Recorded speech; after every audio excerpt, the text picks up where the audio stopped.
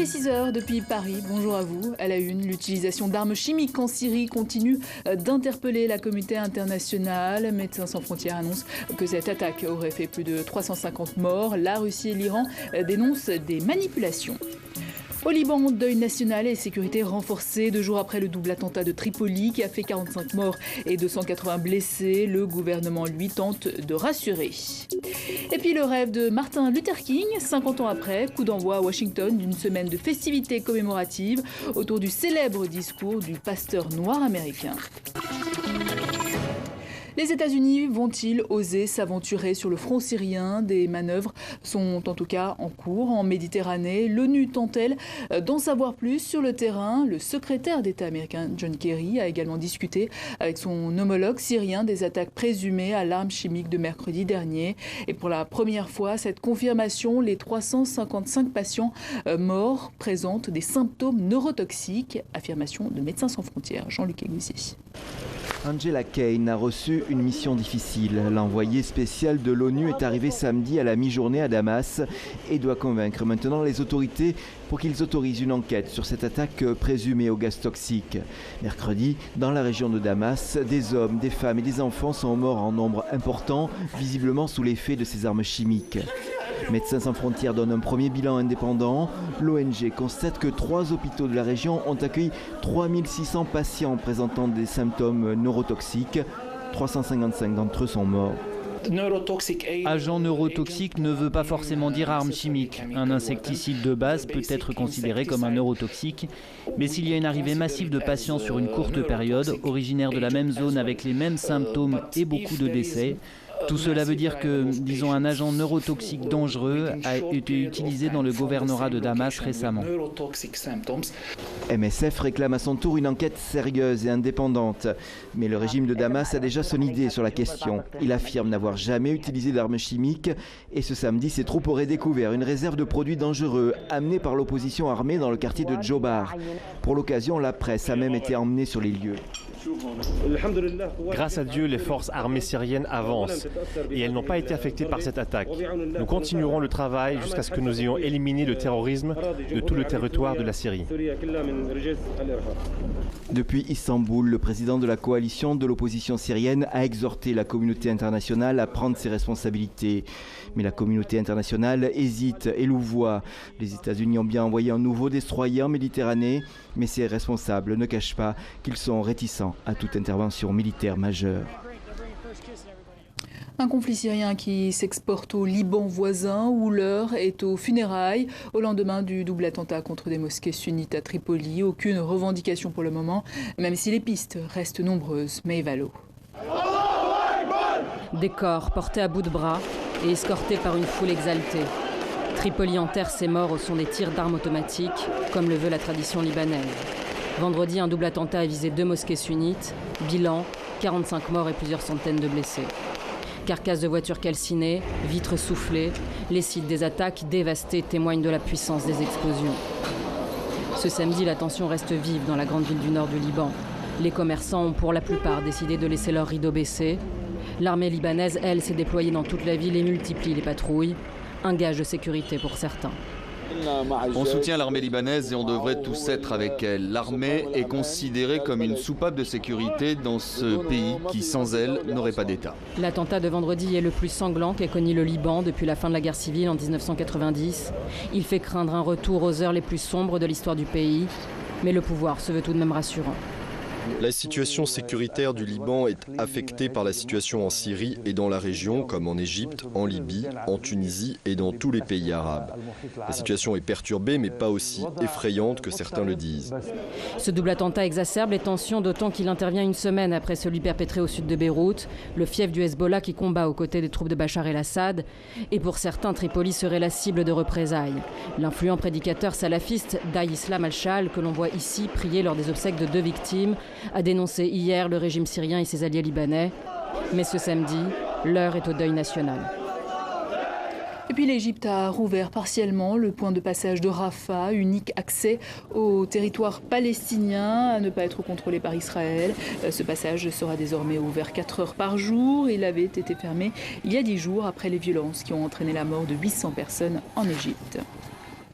Pendant ce temps, les négociations de paix israélo-palestiniens sont toujours au cœur des préoccupations. Laurent Fabius était d'ailleurs à Ramallah dans le cadre de sa tournée régionale. Le chef de la diplomatie française s'est entretenu avec le président de l'autorité palestinienne, Mahmoud Abbas, l'occasion notamment de se féliciter de la relance du processus de paix. On les écoute.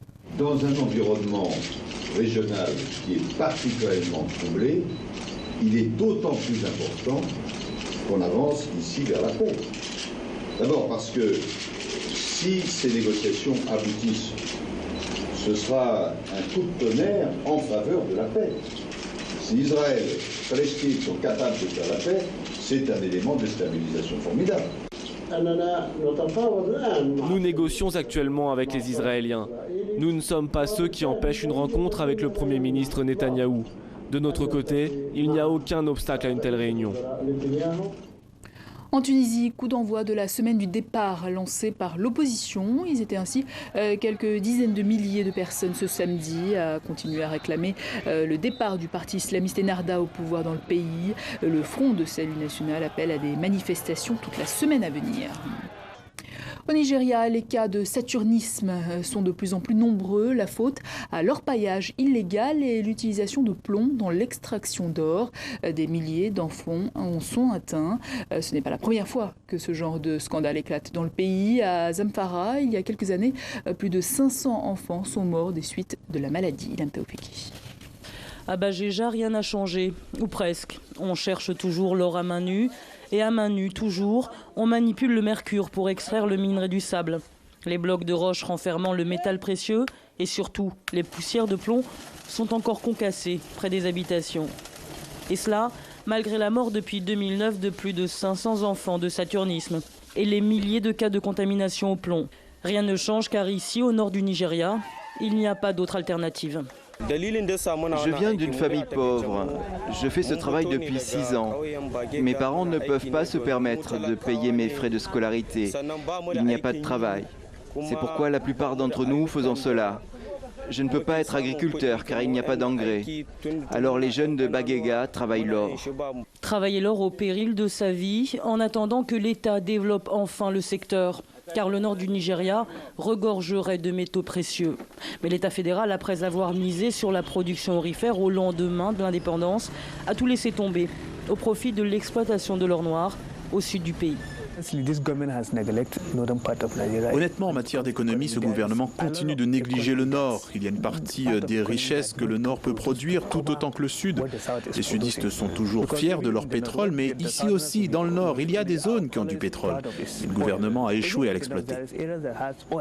En attendant, dans l'état de Zamfara, où l'extraction de l'or est réduite à une activité artisanale, les taux de contamination au plomb restent très préoccupants. Plus de 30 villages sont totalement contaminés, moins de 10 seulement auraient été dépollués et aucun programme n'est prévu pour assainir les villages restants.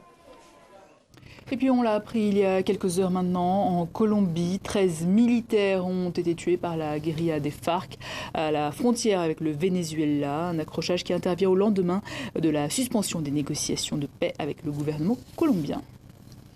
Les autorités mexicaines ont à nouveau découvert un charnier, 13 dépouilles dans une fosse commune clandestine aux environs de Mexico. Il pourrait s'agir de corps de jeunes enlevés fin mai dans la capitale. Jean-Luc Eguezier.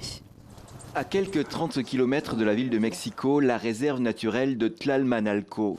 Un cadre préservé et une découverte macabre jeudi dernier, une fosse commune contenant 13 cadavres. Des corps que les enquêteurs ont immédiatement reliés à une affaire énigmatique remontant à mai dernier, l'enlèvement par des hommes armés de 12 jeunes dans un bar de la capitale mexicaine. Les victimes avaient depuis disparu sans laisser de traces. Vendredi, dans une conférence de presse, le bureau du procureur de Mexico a confirmé le lien. 5 corps ont été identifiés et ils correspondent bien à 5 victimes de l'enlèvement. Nous pouvons indiquer que nous avons identifié les personnes principalement par leurs tatouages en différents endroits de leur corps et grâce à d'autres caractéristiques spécifiques, des implants, des prothèses, ce genre de choses. Des recherches par l'ADN doivent maintenant se poursuivre pour identifier les corps restants. Pour les familles qui ont accouru à l'annonce de cette découverte, c'est une nouvelle épreuve. Maintenant, ils veulent plus de preuves ADN, alors qu'ils ont déjà pris nos empreintes. Je ne sais pas combien il leur en faut. Je ne sais pas. Mais si les corps sont retrouvés, l'énigme de l'enlèvement n'est pas éclaircie pour autant. Les autorités penchent pour un conflit entre deux groupes de vendeurs de drogue dans le quartier de Tepito, d'où étaient originaires ces jeunes. Une désillusion pour les Mexicains qui pensaient leur capitale épargnée par l'hyperviolence qui sévit en d'autres régions, engendrée par les véritables guerres que se mènent les trafiquants de drogue. Aux États-Unis, l'état d'urgence a été décrété à San Francisco. La ville pourrait connaître des pénuries d'électricité en raison des gigantesques feux de forêt qui ravagent les environs du parc de Yosemite. 42 000 hectares de végétation ont déjà été détruits en une semaine.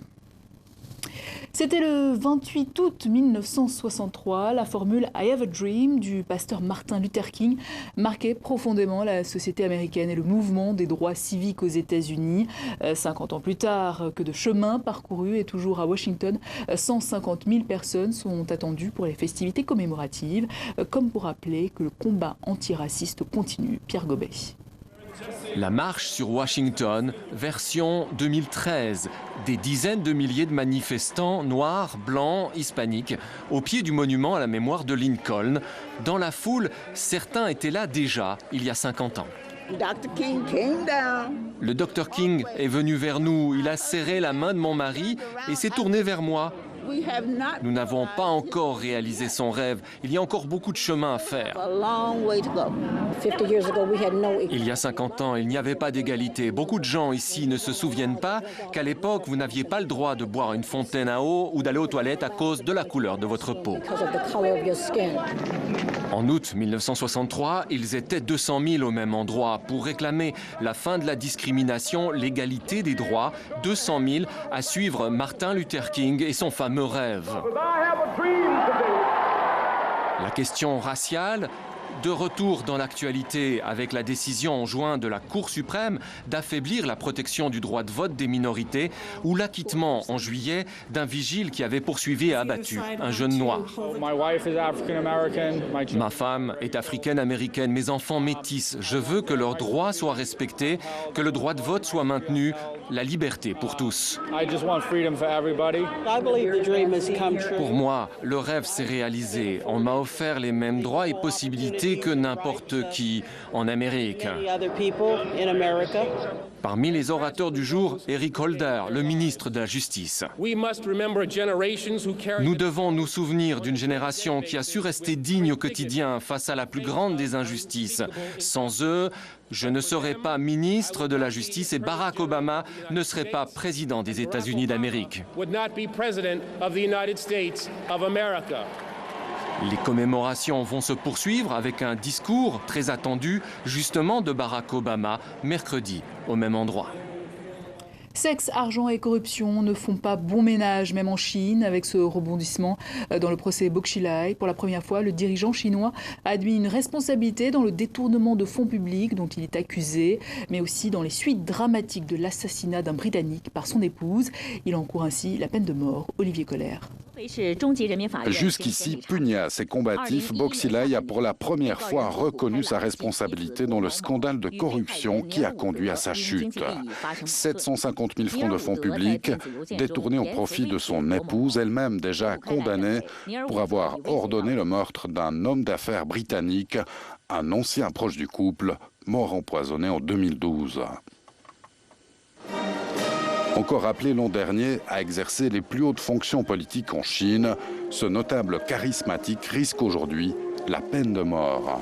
Un procès qui a valeur d'exemple et de symbole en Chine. Un procès très suivi par l'opinion publique, choquée par les scandales de corruption de ses élites politiques. Bo Xilai a commis des fautes, des erreurs graves en tant que haut fonctionnaire. Et au final, ce sont nous, les gens du peuple, qui en souffrons et en subissons les conséquences. Nous avons trop de fonctionnaires corrompus dans ce pays. Bo Xilai, ici au ton de sa splendeur, que l'on voit signer un accord de libre-échange avec le commissaire européen en commerce extérieur, était-il devenu un homme encombrant, victime d'une machination politique parce que son aura aurait fait de l'ombre à d'autres princes rouges, Ou alors est-il le reflet de cette Chine économiquement conquérante, en proie elle aussi à des scandales de corruption?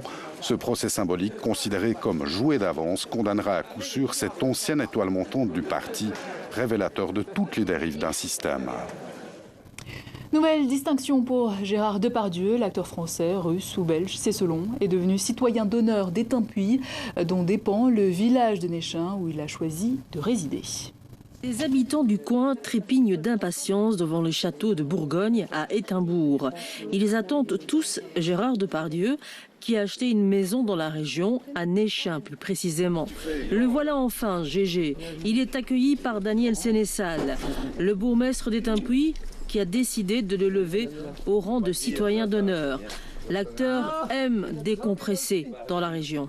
Je pense que c'est bien déjà de se reposer parce que quand on court le monde, c'est vraiment extrêmement agréable de pouvoir être en campagne.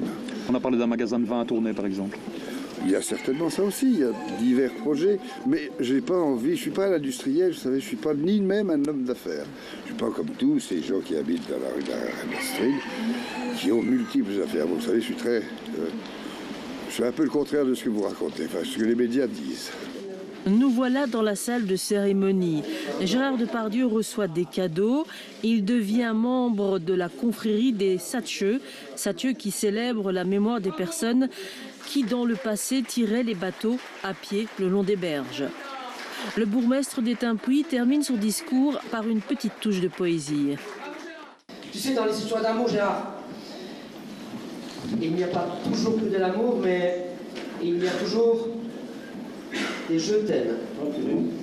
Et là, Étainpuy, Gérard t'aime. L'acteur n'en a jamais douté. Je le sais parce que ces habitants me regardent avec des sourires et des je t'aime. Tout simplement, il n'y a pas besoin de faire des simagrées ou de se cacher ou d'être peut-être une star ou avoir des gardes du corps, non. De toute évidence, à Étainpuy, on est heureux d'élever Gérard Depardieu au rang de citoyen d'honneur. Et après la cérémonie, barbecue géant dans son jardin pour 200 de ses invités, dont ses voisins. On reste en Belgique, direction Spa-Francorchamps pour le Grand Prix de Formule 1. Les écuries ont déjà prévu les pneus de pluie pour la course prévue ce dimanche. Lewis Hamilton partira en pole position aux côtés de Sébastien Vettel, leader du championnat du monde. Charlie Douessège. Séance qualificative plus que mouvementée à Francorchamps. Quelques secondes avant le feu vert, la pluie fait son apparition. Les pilotes chaussent les pneus pour conditions mixtes, mais la piste est fort mouillée. Plusieurs monoplaces nous offrent alors quelques belles figures de style. Reste 10 minutes. La pluie semble diminuer. Tous remettent les pneus pour piste sèche, sauf Di Resta. Il conserve ses pneus mixtes et s'élance pour son dernier tour chrono. L'Écossais et sa Force India réalisent le meilleur temps. La pluie fait une nouvelle apparition, nouveau changement de gomme pour les ténors. Mais Di Resta conserve la pole jusqu'à quelques secondes de la fin. Et malheureusement pour lui, la pluie n'a pas duré. Ces conditions ne nous sont pas toujours favorables. Quand c'est humide, c'est toujours piégeux. Mais bon, la 5e place est une excellente place pour la course demain. C'est ça la magie de Spa. La pluie s'arrête à 20 secondes de la fin des qualifications. La piste sèche légèrement, mais suffisamment pour Vettel. L'Allemand s'élance pour un dernier tour chrono et croit réussir le meilleur temps. Il va falloir être vigilant. Je pense qu'aujourd'hui, nous avons fait les bons choix au bon moment. Moi dans ma voiture, les gens de l'équipe et les météorologues qui prévoient le temps. On verra bien demain. Mais Hamilton, juste derrière, a réussi un meilleur temps que le triple champion du monde. C'est la 5e pole de la saison, la 4e consécutive pour le Britannique qui a du mal à y croire. Nous avons bénéficié d'un peu de chance, comme généralement Red Bull en bénéficie. Je ne peux pas croire que ce fût si serré. Je suis évidemment ravi d'être en pole. Quand j'ai franchi la ligne, je ne savais vraiment pas où j'étais. Raikkonen et Alonso, également candidats au titre, ne sont que 8 et 9e. La course demain sera passionnante. Voilà, fin de ce journal. Merci à vous de nous avoir suivis. L'info continue sur tv5monde.com.